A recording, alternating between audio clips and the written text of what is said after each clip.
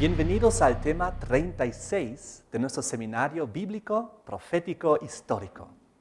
Hoy vamos a abarcar un poco más en el libro del Apocalipsis, donde en el capítulo 10, la semana pasada, hemos analizado cosas muy impresionantes. Yo les invito a abrir en sus Biblias en Apocalipsis, capítulo 10, que como vimos era la continuación de Daniel capítulo 12.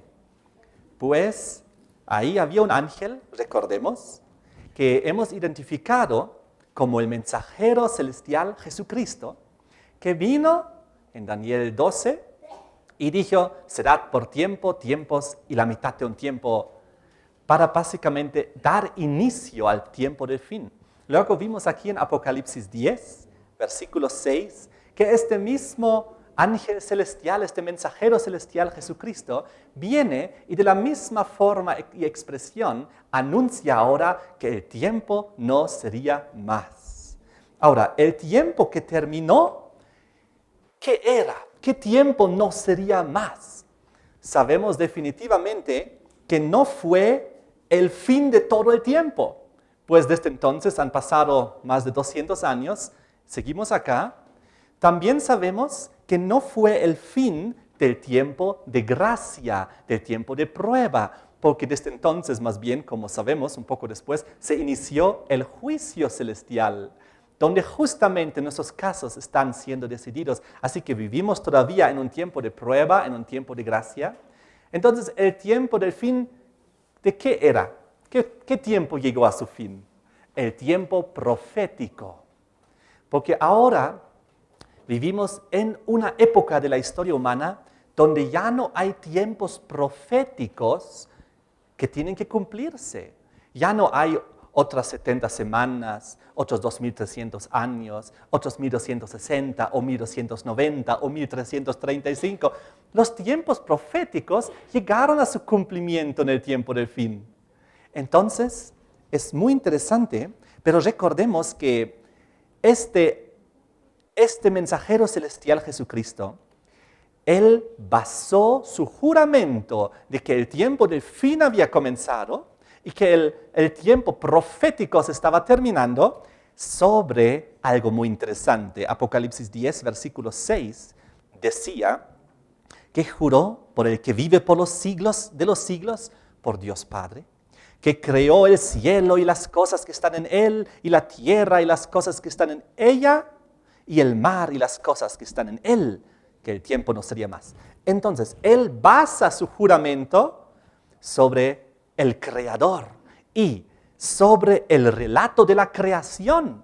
Pues aquí identifica de que aquel Dios creador que hizo la tierra y las cosas que están en ella, y el mar y las cosas que están en él, ¿y en cuánto tiempo lo hizo? En 6 días, y en el séptimo, ¿qué hizo? Descansó. Así que basa su juramento sobre el relato de la creación y dándonos indirectamente una pauta hacia los mandamientos de Dios. Y para ser específico, para el cuarto, que es el sello de la creación. 6 días trabajarás, 1 descansará. Porque Dios en 6 días hizo cielos y tierra y en el séptimo descansó.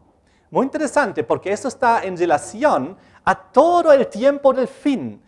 Aquí nos está mostrando de que de alguna manera la creación, el creador y la lealtad hacia el día del creador tiene que ser parte del tiempo del fin. Y ya lo sabemos, pues en el tiempo del fin se cumplen los 2.300 y comienza el juicio investigador, el juicio celestial, que como ya hemos visto se basa sobre la norma del juicio de Dios, según Santiago capítulo 2, 10 al 12, se basa sobre los 10 mandamientos. Y uno de los 10 mandamientos es ¿cuál? Es el día de reposo, el sábado. Muy interesante. Pero sigamos adelante. Ocurre que en el versículo 11 habíamos visto que no era el fin. No era el fin de todas las cosas. Había comenzado el tiempo del fin, sí. Pero recuerdan que la experiencia relatada en Apocalipsis 10 es la experiencia de los mileritas. El librito abierto, el libro de Daniel abierto. es decir, la profecía de los 2300 para iniciar la purificación del santuario, el juicio investigador, el juicio celestial, abierto al conocimiento, que era dulce en la boca como la miel, pero luego amargó el vientre. Cuando llegó el gran chasco, 1844, pues ellos esperaban que Jesús iba a venir en las nubes de los cielos, ¿a dónde? A la tierra. Cuando habían equivocado la interpretación, porque Jesús iba a venir con las nubes del cielo al juicio para iniciar el juicio celestial. Entonces hemos visto todo esto y definitivamente en el versículo 11 se les dice, Él me dijo, es necesario que profetices otra vez sobre muchos pueblos, naciones, lenguas y reyes, dando a entender, no es el fin todavía hay que volver a predicar, volver a profetizar sobre lenguas, pueblos, naciones, de tal manera que se nos mostró, efectivamente comienza el tiempo del fin, pero todavía no es el fin, todavía falta por hacerse, por cumplirse ciertas cosas. Entonces, algo muy interesante ocurre, que esto nos lleva, como vimos en el tema pasado, a Apocalipsis 14, versículos 6 y 7, donde encontramos algo muy parecido en relación a lo que estamos viendo, donde nos anuncia el evangelio eterno que hay que predicarlo como último esfuerzo de Dios para convencer a la humanidad.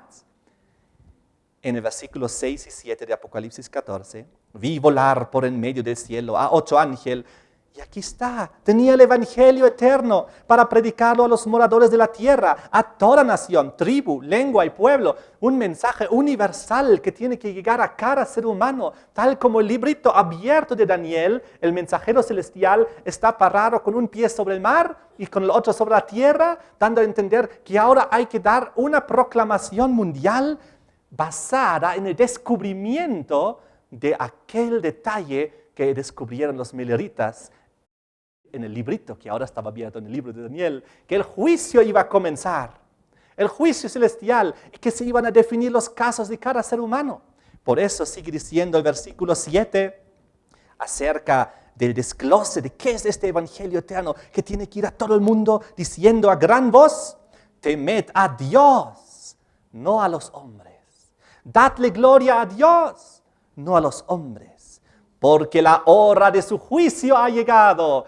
Pues ahora se descubrió, cuando en Apocalipsis 10, versículo 11 decía, Él me dijo, es necesario que profetices otra vez sobre muchos pueblos, naciones, lenguas y reyes. Pero ahora ¿qué?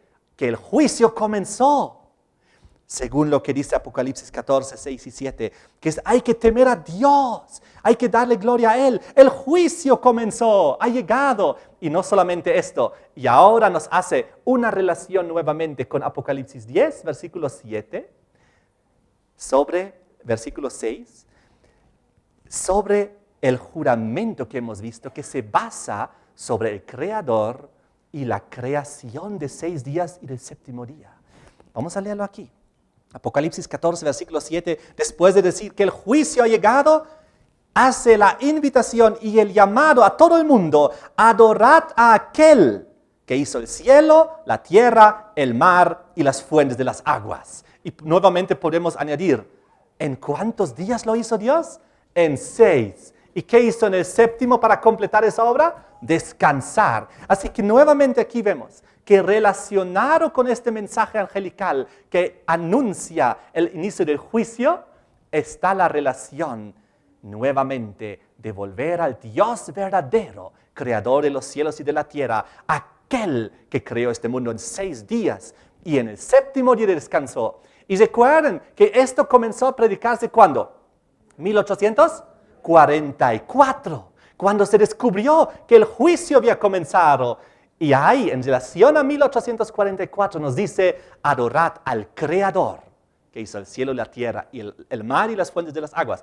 Justamente en aquel año, como hemos visto en temas pasados, cuando Darwin, en ese mismo año, 1844, ¿qué mensaje trajo al mundo?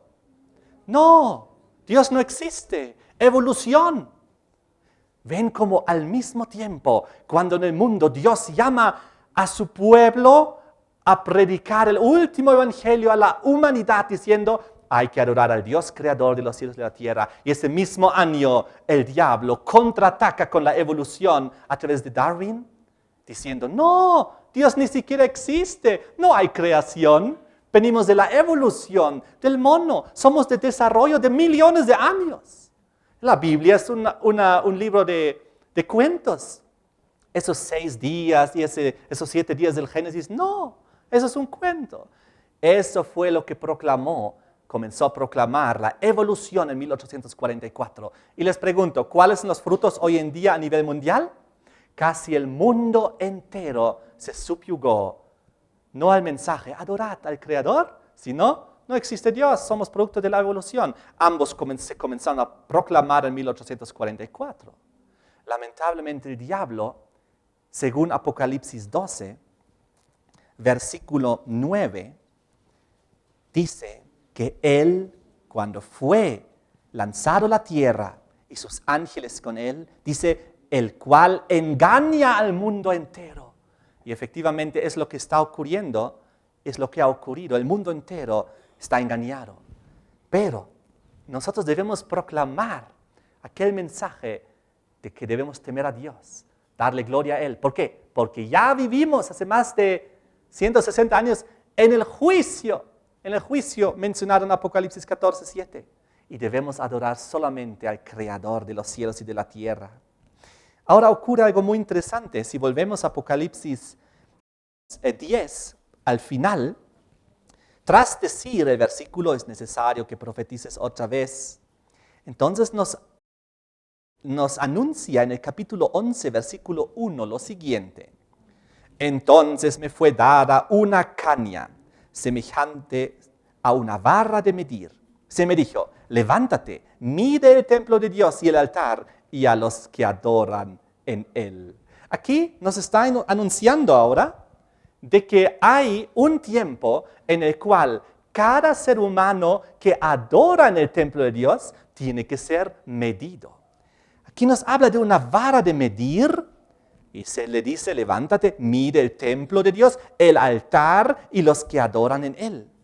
Ahora, eso es muy interesante, pues aquí se nos identifica que hay un juicio y es el juicio que ya hemos estado viendo. Y en unos instantes vamos a descubrir que el capítulo 10 y el capítulo 11 son una unidad. El capítulo 10 continúa en el capítulo 11 directamente, pero el ser humano ha subdividido la Biblia en capítulos y en versículos. Por lo tanto, ahí comienza otro capítulo, pero que no es hecho por Dios. En unos instantes vamos a ver cuándo y cómo la Biblia comenzó a ser subdividida en capítulos y en versículos y por qué. Pero ya les quiero adelantar de que en el versículo 11, donde dice, es necesario que profetices otra vez sobre muchos pueblos, naciones, lenguas y reyes, el capítulo 11, versículo 1 es la continuación inmediata, porque no había capítulos ni versículos cuando fue escrito esto. Entonces me fue dada una caña semejante a una barra de medir. Se me dijo, levántate, mide el templo de Dios, el altar y a los que adoran en él. Ahora, es muy interesante, antes de seguir adelante, antes de entrar en esto, quiero definir todavía unos aspectos en relación al tiempo del fin. Podríamos preguntarnos, si el Señor Jesucristo en el versículo 6 de Apocalipsis 10 nos anuncia el tiempo del fin, entonces desde entonces, 1798, hasta el día de hoy, ya han pasado más de 200 años. Y podríamos preguntarnos, pero ya vivimos más de 200 años, 2 siglos en el tiempo del fin. Entonces podríamos decir, pero parece que el tiempo del fin es muy largo, ¿no?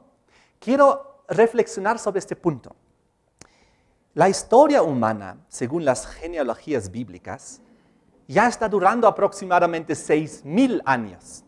Desde el momento cuando Adán y Eva cayeron en pecado y tuvieron que abandonar el paraíso, se nos comienza a dar las genealogías, donde tú ves exactamente cuánto tiempo vivieron, cuándo tuvieron sus hijos, cuándo murieron, etc. Y tú puedes calcular, según las genealogías, de que aproximadamente había ni siquiera 2,000 años para el diluvio. Y desde entonces hasta la venida de Cristo, otros 2,000 y algo años. Y cuando Jesús vino, hace 2000 años atrás, habían pasado casi como 4000 años de historia humana. Y desde Jesucristo hasta hoy en día han pasado otros aproximadamente 2000 años. Lo que significa que, según las genealogías bíblicas, ya han pasado como 6000 años de historia humana. Ahora, ¿a qué me refiero? Si nosotros agarramos 6000 años y lo dividimos entre 200, ¿cuánto nos sale? 30. 30 veces 200 años son 6000 años. Entonces, a lo que me refiero es lo siguiente. El tiempo del fin comenzó aproximadamente hace 200 años atrás. Y antes, toda la historia anterior, desde el Génesis hasta Cristo y hasta el inicio del tiempo del fin, son como 5800 años aproximadamente. A lo que me refiero es lo siguiente. El tiempo del fin recién son 200 años. Comparados a los 5800 que ya han ido pasando, es un fragmento de 1 entre 30. Es como si tú agarrarías 30 minutos, y el tiempo del fin solo es un minutito. ¿Se dan cuenta? Ahí ya la percepción cambia y nos damos cuenta, sí, ciertamente estamos en el tiempo del fin, pues 200 años no es nada comparados a la historia humana de aproximadamente 6000. Es como un minuto en 30 minutos. Por lo tanto, nos damos cuenta que este tiempo del fin, aunque ya está abarcando 200 años, es corto. Son los eventos finales de la historia humana. Es muy interesante el tiempo en que vivimos. Ahora, ocurre lo siguiente que vimos hace unos instantes, que en Apocalipsis 14, versículos 6 y 7, se nos anunció que en este tiempo del fin, cuando se proclama el mensaje, temed a Dios, dadle gloria a Él, el juicio ha llegado, a partir de 1844, adorad a aquel que hizo el cielo y la tierra. Entonces, ahí encontramos como el desglose de lo que Jesús había dicho en Mateo 24 acerca del fin. Vean conmigo a Mateo capítulo 24 y van a ver de que a Jesús, hablando acerca de las señales del tiempo del fin, dice en el versículo 14 lo siguiente: será predicado este evangelio del reino en todo el mundo para testimonio a todas las naciones, y entonces vendrá ¿qué? El fin. Ya no estamos hablando entonces vendrá el tiempo del fin. No, entonces vendrá el fin de la historia humana. Es decir, en este momento estamos en la proclamación final desde 1844 de aquel mensaje llamando al mundo a la seriedad de que vivimos en el juicio final, que debemos solo temer a Dios, darle gloria solo a Él, adorarle solo a Él como el Creador. ¿Por qué? Porque el fin está cerca. Tal como Jesús dice, este evangelio será proclamado a todo el mundo y entonces vendrá el fin. Ya no el tiempo del fin que está recorriendo hace 200 años, sino el fin mismo de la historia humana. La venida de Jesucristo, la sentencia final, la resurrección de los muertos, el arrebatamiento para el cielo, etc. Muy interesante. Ahora, ocurre que yo les prometí hace un ratito explicar por qué la Biblia fue dividida en capítulos y versículos y cuándo fue hecho, para entender que efectivamente Apocalipsis 10 y 11 son una unidad y una continuidad directa. Muy bien, esa es una historia interesante que vale la pena un ratito analizar. La Biblia tiene 66 libros, el Antiguo y el Nuevo Testamento, conjunto. Hoy en día, cuando compramos cualquier libro de una librería, los libros están subdivididos ¿en qué? En capítulos. ¿Por qué? ¿Por qué están los libros subdivididos en capítulos? Para que nosotros al leer el libro rápidamente podamos identificar en qué lugar estamos. Y si tú hablas con otra persona acerca de ese libro, dice, ¿has leído el capítulo 5? Ya, el capítulo 5. Ya, el título tal. Entonces es para identificar dónde está qué cosa en ese libro. Entonces ocurre que la Biblia, tal el Antiguo Testamento como el Nuevo Testamento, fueron escritos sin capítulos y sin versículos. Simplemente un largo texto fue el libro, digamos, de Génesis. Un largo texto, el libro de Éxodo. Entonces, ¿qué pasó? Había unos rabinos judíos de la línea de los masoretas eran aquellos que transcribían los antiguos pergaminos. Y había una familia entre ellos, que era la familia de Ben Asher.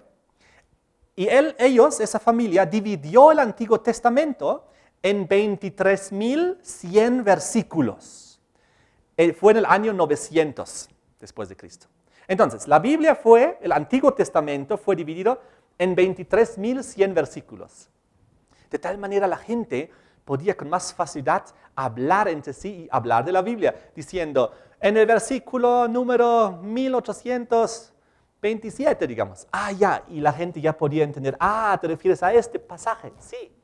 De esa manera, la Biblia, el Antiguo Testamento, que fue subdividido en versículos, fue más fácil ya para estudiarlo y para entenderlo, más rápido para identificar de qué pasaje estamos hablando, y fue un buen avance.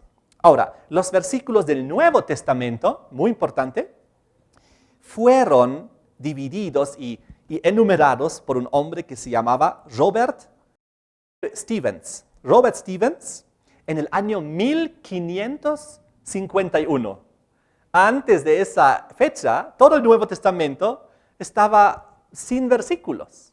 Entonces es difícil de identificar Apocalipsis tal, versículo tal. Hoy en día es muy fácil, nosotros podemos rápidamente ir al pasaje que estamos queriendo analizar.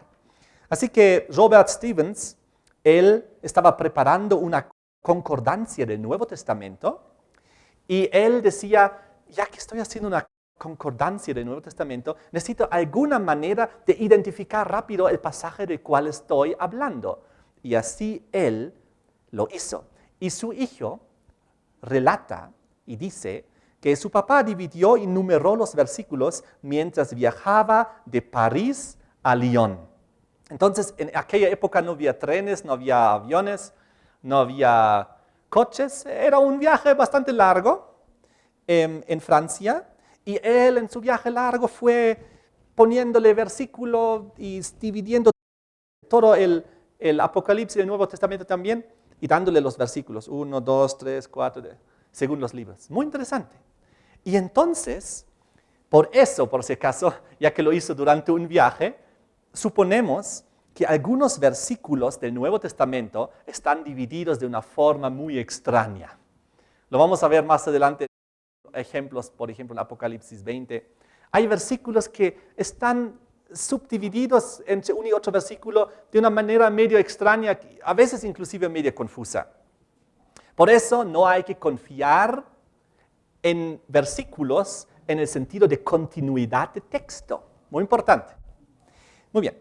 Ahora, lo que ocurrió fue que ahora hablaremos de cómo fueron divididos el Antiguo y el Nuevo Testamento en capítulos, porque todavía hemos hablado solo de los versículos.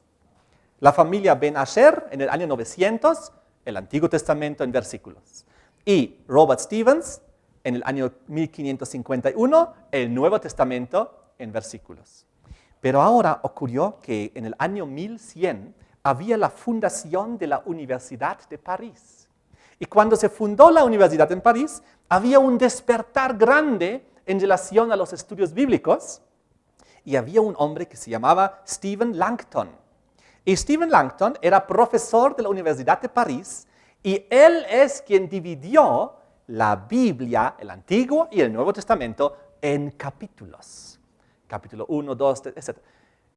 En otras palabras, nosotros estamos analizando Apocalipsis capítulo 10 y iniciando Apocalipsis 11, ¿no es así? Y yo les dije antes que es una continuidad. Esta subdivisión del capítulo 10 y el capítulo 11 surgió en el año 1100. Es decir, más de 1000 años después de que San Juan escribió el Apocalipsis, un milenio después, recién fue subdividido en capítulos. Muy interesante. Eso nos sirve a nosotros para entender mejor las cosas. Volvamos ahora sí a Apocalipsis 10. Y en Apocalipsis 10 decía un versículo que todavía no hemos tomado en cuenta, que lo vamos a hacer ahora.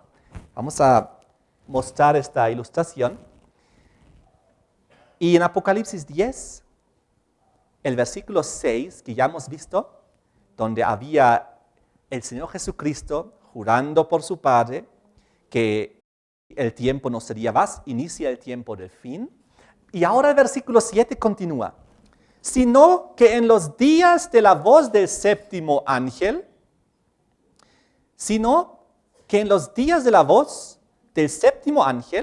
cuando él comience a tocar la trompeta, el misterio de Dios se consumará, como él lo anunció a los siervos, los profetas. Qué interesante. Entonces, inicia el tiempo del fin. Hay aquí un doble mensaje.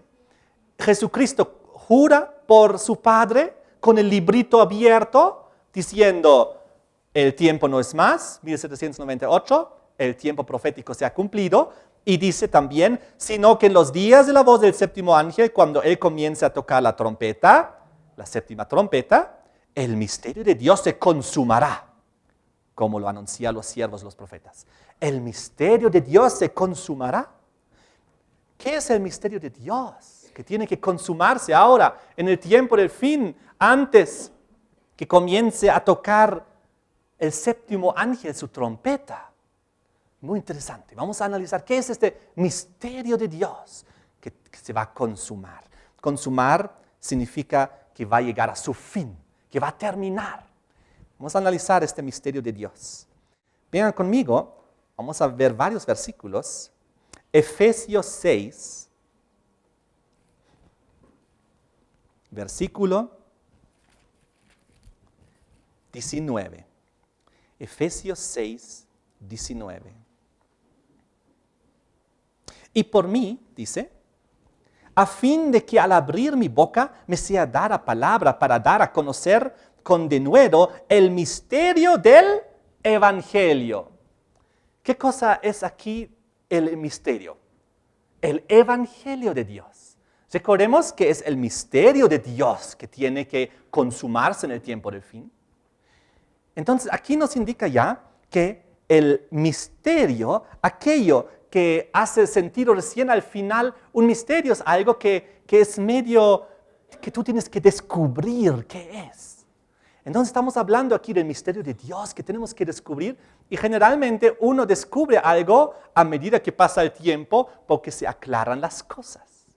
Ahora, ya que el misterio tiene que consumarse, llegar a su fin, cumplirse, entonces nosotros como pueblo de Dios tenemos que entender qué es este misterio y cómo se refiere esto a mí, cómo este misterio de Dios se puede cumplir y llegar a su fin también en mi propia vida, a consumarse. Vean conmigo a Colosenses 4, versículo 3.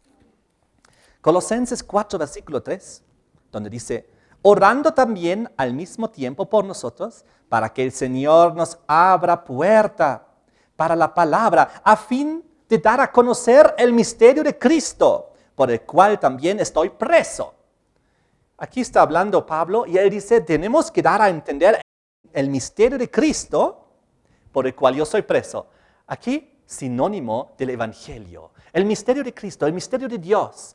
El misterio es el Evangelio que se proclama y que la gente tiene que escuchar. El misterio de Dios. Y el misterio de Dios, vamos a otro versículo, Efesios 3, versículo 3, donde dice, que por revelación me fue declarado el misterio, como antes lo he escrito brevemente. Vamos al versículo 6. Que los gentiles son coheredores y miembros del mismo cuerpo y copartícipes de la promesa en Cristo Jesús por medio del Evangelio. El misterio de Dios, el misterio de Cristo, el misterio del Evangelio. ¿Qué hace el Evangelio en la vida del ser humano? Lo estamos viendo aquí ilustrado en esta imagen. ¿Qué hace el misterio de Dios en nuestros corazones, el Evangelio? El misterio de Cristo. Nos transforma, nos cambia, nos lleva al arrepentimiento, nos lleva a reconocer que somos pecadores, nos lleva a pedir perdón a Dios y al prójimo, nos lleva a confesar nuestros pecados, a buscar a Dios, a cambiar nuestra vida. Ese es el misterio de Dios, el misterio de Cristo, el misterio del Evangelio, que tiene que consumarse en la historia del mundo, en los corazones de aquellos que creen en el Señor, en ti y en mí. El misterio de Dios tiene que cumplirse. El Evangelio tiene que terminar de hacer su obra. Vamos a ver unos cuantos versículos más. Lucas 8, versículo 10. Lucas 8, el versículo 10. Y él dijo, a vosotros os es dado conocer los misterios del reino de Dios, pero a los otros por parábolas, para que viendo no vean y oyendo no entiendan. Pero ¿quién sí puede entender los misterios de Dios y del reino de Dios y de su evangelio? Aquellos que lo aceptan, que creen en el Señor. Aquellos que le siguen, que quieren ser leales y obedientes a Dios. Ellos sí pueden entender el misterio de Dios. Para el resto del mundo, esas cosas siguen siendo misterio. Ellos no lo pueden entender. Para ellos sigue siendo una cosa oculta que no se puede entender. ¿Cómo es posible que tú seas cristiano? ¿Cómo es posible que tú sigas a Jesucristo?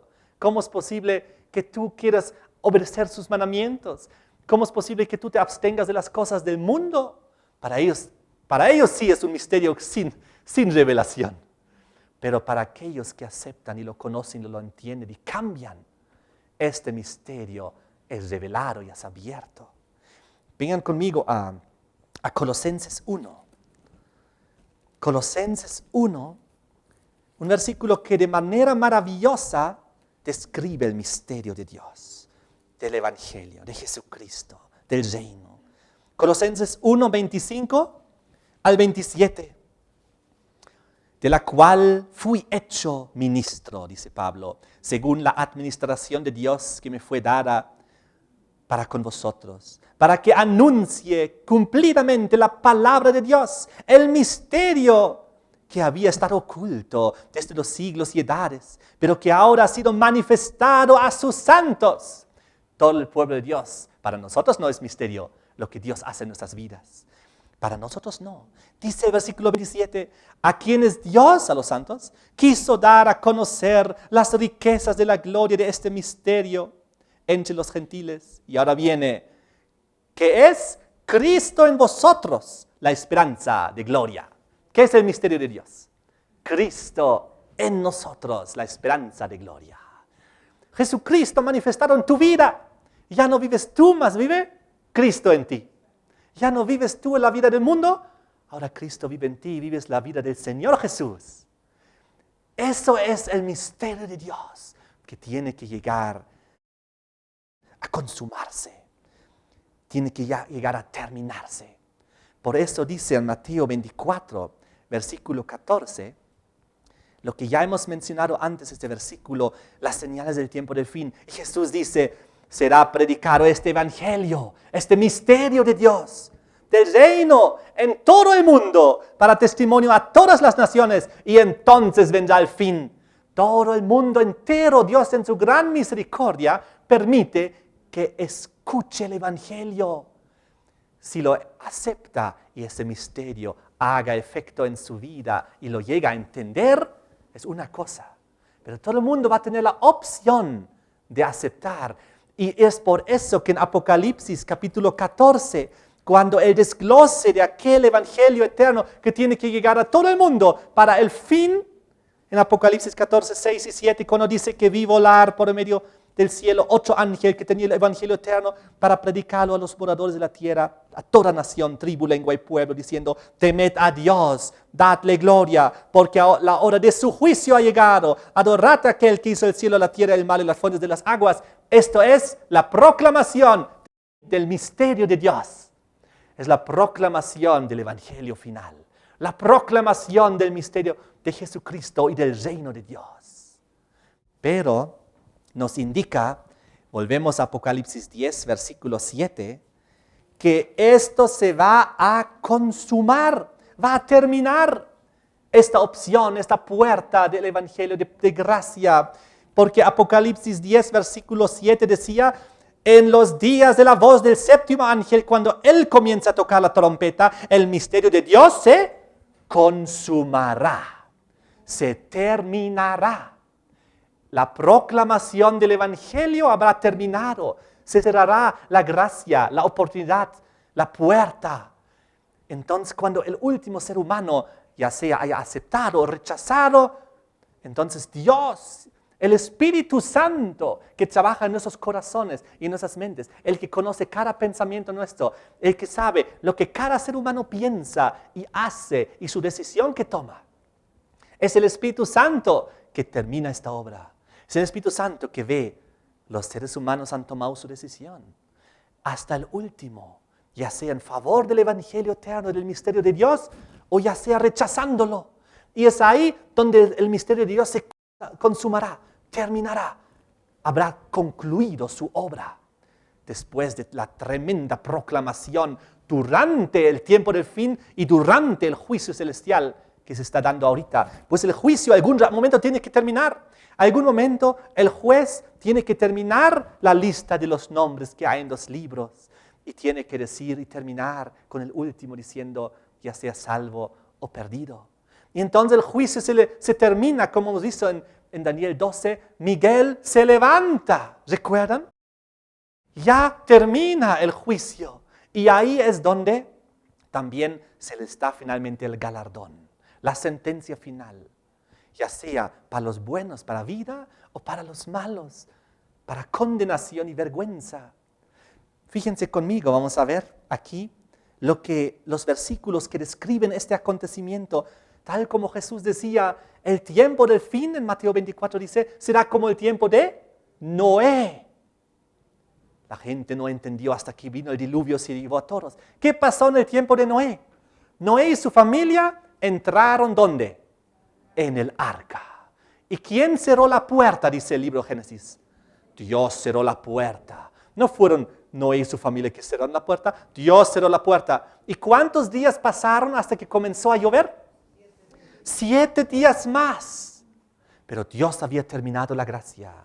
Había cerrado la puerta de la oportunidad. Después de 120 años de proclamación y de oportunidad, la humanidad había terminado de tomar su decisión y la separación fue hecha entre los salvos y aquellos que no iban a ser salvos. Esto lo describe Apocalipsis, capítulo 22, versículo 11, que ya hemos leído en otro tema, donde llega el momento donde dice, el que es injusto, sea injusto todavía, el que es inmundo, sea inmundo todavía, pero el que es justo, los hijos de Dios, que han permitido que el misterio de Dios, el Evangelio, hagan su obra en sus vidas. El que es justo, practique la justicia todavía. El que es santo, santifíquese todavía. Y entonces, una vez que esta división está hecha y el juicio termina, el misterio de Dios se consuma, el Miguel se levanta, es donde el versículo 11 dice, el versículo 12, he aquí yo vengo pronto. Porque desde el momento que se toma esa decisión, igual como en el diluvio, que tuvieron que pasar todavía 7 días hasta el diluvio, ahora tienen que pasar todavía 7 plagas hasta que Cristo venga. Y aquí yo vengo pronto, lapso de 7 plagas. Y mi galardón conmigo para recompensar a cada uno según sea su obra. Algunos, vida eterna. Otros, desafortunadamente, perdición. Ahora es muy interesante, volviendo a Apocalipsis 10, volviendo a Apocalipsis 11, a partir del versículo 15 nos describe lo que pasa cuando el séptimo ángel comienza a tocar la trompeta, como acabamos de ver. Antes de ese momento, el misterio de Dios se consume. En otras palabras, a partir del versículo 15, vemos ya el momento cuando ya se termina la gracia, termina el juicio, Jesús se levanta, ahora solo ya las sentencias, ahora solo ya sentencias, galardones, ya sea para bueno, vida o para malo, muerte. Entonces, la séptima trompeta, vamos a leer rápidamente, versículo 15, Apocalipsis 11. El séptimo ángel tocó la trompeta, hubo grandes voces en el cielo que decían, los reinos del mundo han venido a ser de nuestro Señor y de su Cristo. Él reinará por los siglos de los siglos. ¿Recuerdan que esto es el paralelismo a lo que vimos en Daniel 12, versículo 1 y 2? Donde decía, Miguel se levanta. Y vimos que el hecho que Miguel se levanta, símbolo de Jesucristo, uno de sus nombres, ¿quién es como Dios? Entonces, cuando Miguel se levanta, recordamos, él se levanta para asumir su reino. Ya lo hemos visto, creo que 2 temas atrás. Entonces Él cambia su vestimenta sacerdotal del juicio para ponerse la vestimenta real, para comenzar a reinar, recibe su reino. Y es lo que aquí describe en Apocalipsis 11, versículo 15. Los reinos del mundo han venido a ser del Señor. Él reinará por los siglos de los siglos. Terminó el juicio, ahora asumió su reino eterno. Y ahora solo falta su retorno, dice el versículo 16. Los 24 ancianos que estaban sentados delante de Dios en sus tronos, se postraron sobre sus rostros, adoraron a Dios. El juicio terminó, ellos alaban y adoran ahora a Dios. Tras el juicio, pues han visto todo lo que Dios hizo, que Dios es justo y que Dios hizo bien el juicio y juzgó bien a cada ser humano. Versículo 17, diciendo, te damos gracias, Señor Dios Todopoderoso, el que eres y que eras, porque has tomado tu gran poder y has reinado. Has tomado tu gran poder y has reinado.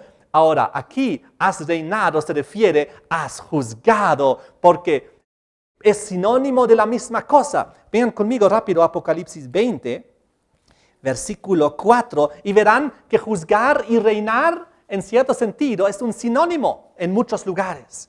Apocalipsis 20, versículo 4, donde dice, vi tronos y los que sentaron sobre ellos, los que recibieron facultad de juzgar. Y al final del versículo, pues ellos juzgan con el Señor durante el milenio, dice, y vivieron y reinaron con Cristo 1000 años. Pues estos 1000 años que reinan con el Señor, juzgan con el Señor. Porque en esta simbología, juzgar y reinar es sinónimo de una misma cosa. Volvemos a Apocalipsis 11, versículo 17. Quizás ustedes se han dado cuenta de que no he leído una parte que quizás está en sus Biblias. He leído el versículo 17 donde decía, te damos gracias, Señor Dios Todopoderoso, el que eres y que eras. Y les pregunto, ¿en sus Biblias dice algo más? ¿Y que has de venir? Dice, ¿no? No aparece esto en este versículo. Ha sido añadido por los traductores. Ahora, en esta Biblia para dar un ejemplo, es la Reina Valera 1960. Y aquí efectivamente dice, te damos gracias, Señor Dios Todopoderoso, el que eres y el que eras y el que has de venir. Pero en la revisión del año 2000 de la misma Biblia ya no aparece. Y en muchas otras Biblias tampoco, que tienen una traducción más precisa. Lamentablemente los traductores aumentaron aquí la frase, y que has de venir.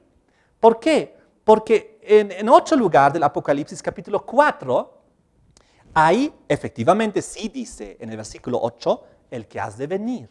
Vamos a verlo, Apocalipsis 4, 8, donde dice, los 4 seres vivientes tenían cada uno 6 alas. Alrededor y por dentro estaban llenos de ojos. Y no cesaban día y noche de decir, Santo, Santo, Santo es el Señor Dios Todopoderoso, el que era, el que es y el que ha de venir. Aquí sí aparece en el texto, el que ha de venir, porque todavía faltaba tiempo. Lamentablemente en Apocalipsis 11, versículo 17, se añadió, ¿y que ha de venir? Y nos confunde. Porque no aparece esto aquí, porque ahora estamos ya en el contexto de su venida, en la séptima, última trompeta. Fíjense lo que dice aquí, versículo 7, tomando en cuenta que esta palabra no está ahí, diciendo, te damos gracias, Señor Dios Todopoderoso, el que eres y que eras, porque has tomado tu gran poder y has reinado. En otras palabras, ya no, y que has de venir como si fuese en el lejano futuro, no. Ya estamos hablando del momento de la séptima trompeta, momento final, retorno de Cristo inminente. Ahora dice el versículo 18 en ese contexto, se airaron las naciones de la tierra llenas de ira, guerras, tal como Jesús decía en Mateo 24, habrá guerras y rumores de guerras. Y la ira de las naciones va en aumento. Siempre había ira en las naciones, siempre había guerras, pero están aumentando y empeorando. Y ahora en el tiempo del fin, por primera vez, vimos 2 guerras mundiales que nunca había antes del tiempo del fin, mostrándonos el aumento de este problema. Ahora, en el contexto de las plagas, nos habla que la ira de las naciones llegará a tal extremo que inclusive 1/3 de la humanidad morirá. Fíjense, está aquí en Apocalipsis 9, versículo 18, donde dice: por estas 3 plagas fue muerta la 1/3 parte de los hombres. Fuego, humo y azufre. Es decir, la ira de las naciones está en progreso, en constante aumento. Estamos viendo en este momento guerras y rumores de guerras. En este momento solo hay que prender la televisión. Se está especulando ya de una 3ª guerra mundial. Ojalá Dios detenga estas cosas en su gran misericordia para que la proclamación del Evangelio pueda terminar en este mundo y el misterio de Dios se pueda terminar de consumar. Jesucristo pueda salir del santuario celestial tras el juicio para retornar a la tierra. Entonces, volvemos a Apocalipsis 11, versículo 18. Se airaron las naciones y tu ira ha venido. Ahora, la ira de Dios son las 7 postreras plagas descritas en Apocalipsis 16. En Apocalipsis 16 se describen estas postreras 7 plagas que son la ira de Dios. Una vez que termina su juicio y las cosas están definidas y el Señor sale del santuario para retornar a la tierra y la puerta de la gracia se cerró, tal como cuando se cerró, había 7 días para luego el diluvio. El Señor sale del santuario, la puerta de la gracia se cierra y ahora hay 7 plagas para que el Señor Jesús retorne. Y en ese tiempo de las 7 plagas es la ira de Dios. Las plagas que caen, pero no sobre cualquier ser humano, sino tal como dice en Apocalipsis 16, versículo 2, solamente caerán sobre aquellos que no han hecho la voluntad de Dios, en los cuales el misterio de Dios no se terminó de cumplir, los que no guardaron sus mandamientos. Fíjense, Apocalipsis 16, 2. Fue el primero de los 7 ángeles con las plagas, derramó su copa sobre la tierra, vino una úlcera maligna y pestilente. ¿Sobre quiénes? Sobre los hombres que tenían la marca de la bestia y que adoraban su imagen. Son solo el grupo, aquel que vamos a identificar más adelante, que decidió no hacer la voluntad de Dios y rechazar el evangelio final que se ha ido proclamando. Muy bien, vamos a seguir al capítulo 11, versículo 18. Tu ira ha venido y el tiempo de juzgar a los muertos. Aquí, pero acabamos de ver de que el juicio terminó.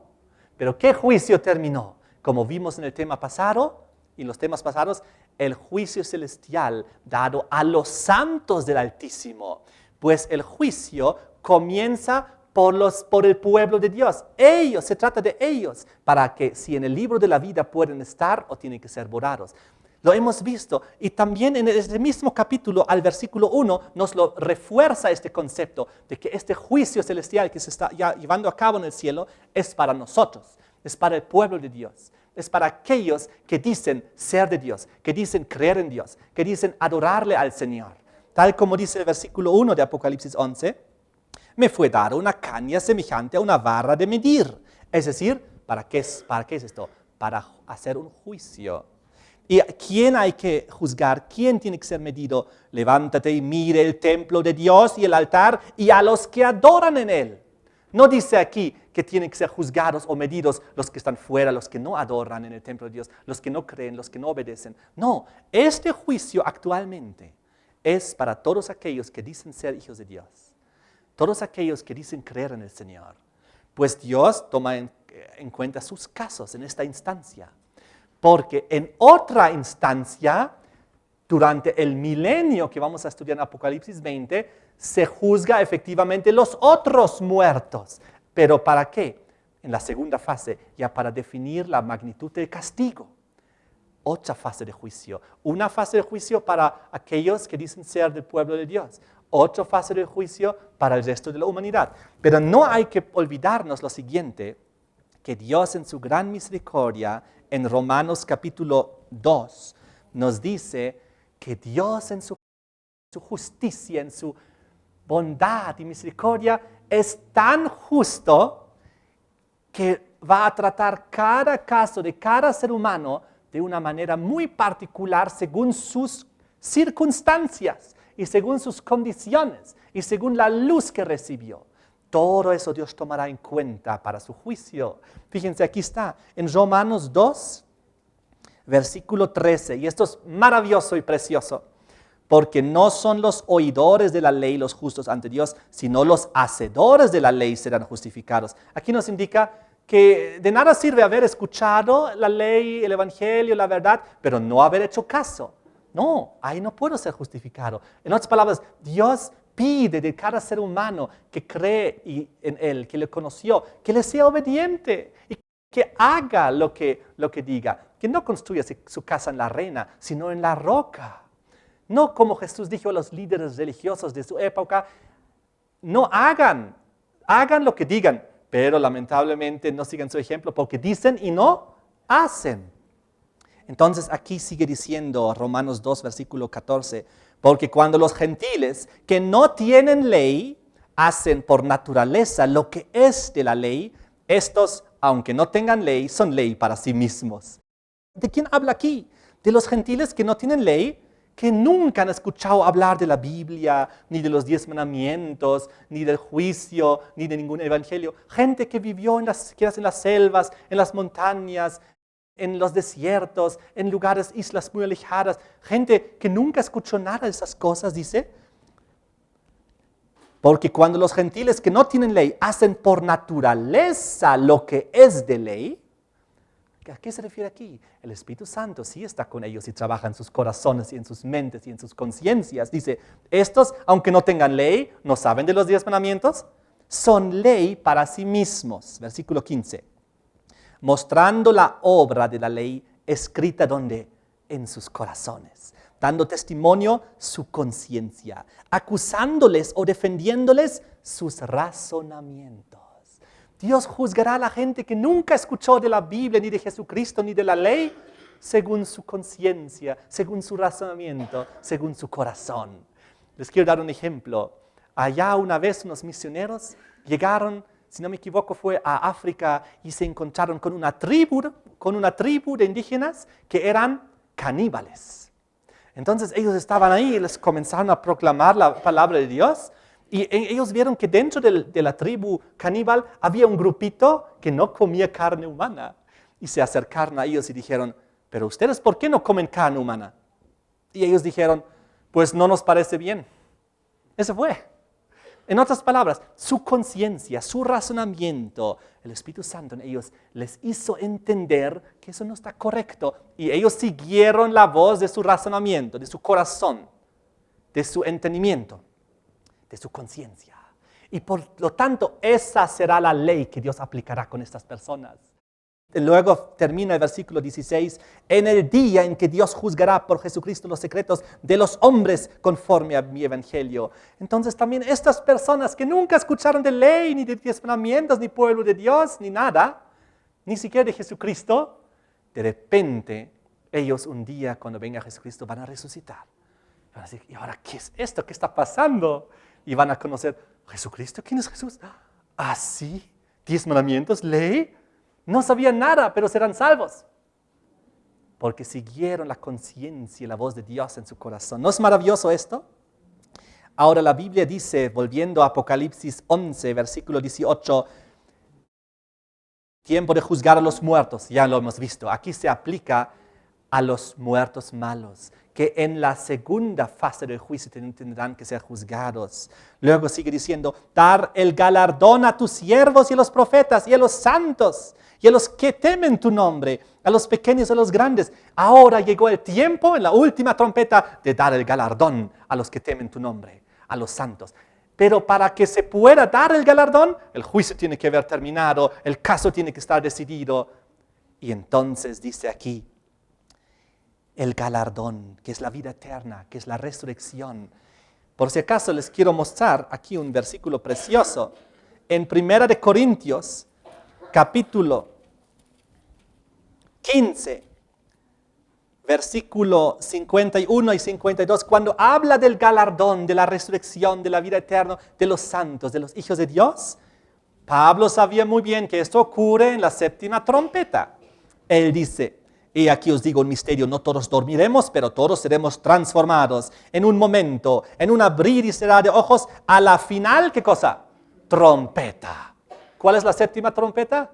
La final, en la cual se da la resurrección, resucitarán incorruptibles y nosotros seremos transformados. Entonces, aquí ocurre que algunos aspectos vamos a tomar en cuenta el próximo tema, porque el tiempo ya se agota, pero quiero mencionar una cosa más para terminar. Aquellos que finalmente heredarán el reino de los cielos, aquellos que recibirán el galardón finalmente, los siervos de Dios, porque han sido victoriosos, tal como dice Apocalipsis 15, versículo 2. Yo vi un mar de vidrio, dice, mezclado con fuego, a los que habían alcanzado la victoria sobre la bestia y su imagen, su marca y el número de su nombre, en pie sobre el mar de vidrio con las arpas de Dios. Es impresionante lo que estamos viendo aquí, pero ahora quiero mostrarles que durante el tiempo final de las plagas, cuando ya la ira de Dios se consume ahí en la humanidad tras la sentencia, pero justito antes del retorno de Jesucristo, ese es el momento que describe Apocalipsis 16, donde nos muestran las 7 postreras plagas, y hay un versículo que quiero destacar y reflexionar sobre él para terminar, es el versículo 15, donde dice, he aquí yo vengo como ladrón, bienaventurado el que vela y guarda sus ropas, para que no ande desnudo y vean su vergüenza. Y aquí, en esta ilustración, vemos cómo las 7 plagas se derraman, las copas de la ira de Dios, y en el contexto de las 7 postreras plagas finales tras el juicio, y justito antes que venga Jesucristo, nos dice este versículo. Jesús dice, he aquí, yo vengo como ladrón, bienaventurado el que vela y guarda sus ropas, para que no ande desnudo y vean su vergüenza. Estamos aquí hablando ya no de vestir ropa de santidad, ya no de convertirse, no, aquí ya estamos hablando, el juicio ya terminó, los casos están decididos, aquí estamos hablando de los salvos, que durante el tiempo de las 7 plagas están todavía ahí, pero las plagas no se derraman sobre ellos y ellos están ya vestidos. Y el asunto es mantenerse vestido, mantener la ropa vestida, tal como dice aquí, bienaventurado el que vela y guarda sus ropas, para que no ande desnudo y vean su vergüenza. Ya no se trata de vestirse ropa, esto ya pasó. Ya las vestiduras santas fueron aplicadas durante el juicio, como dice Apocalipsis 3, el versículo 5, donde decía acerca del juicio, el que venciere será vestido ¿de qué? De vestiduras blancas, y no borraré su nombre del libro de la vida durante el juicio, sino confesaré su nombre delante de mi Padre y delante de sus ángeles. ¿Cuándo? Durante el juicio. Durante el juicio. Ahora, en este momento, Dios nos está vistiendo de vestiduras blancas. Si nosotros permitimos que el misterio de Dios se consume en nuestras vidas y termine el efecto que ha comenzado, entonces Dios no borrará nuestros libros del libro de la vida, nos vestirá de vestiduras blancas y entonces nosotros no tendremos que ser borrados. Jesucristo testificará en nuestro favor y se aplicará Apocalipsis 16, 15 durante las plagas, justito antes que venga Cristo. Apocalipsis 16, 15, bienaventurado el que vela y guarda sus ropas.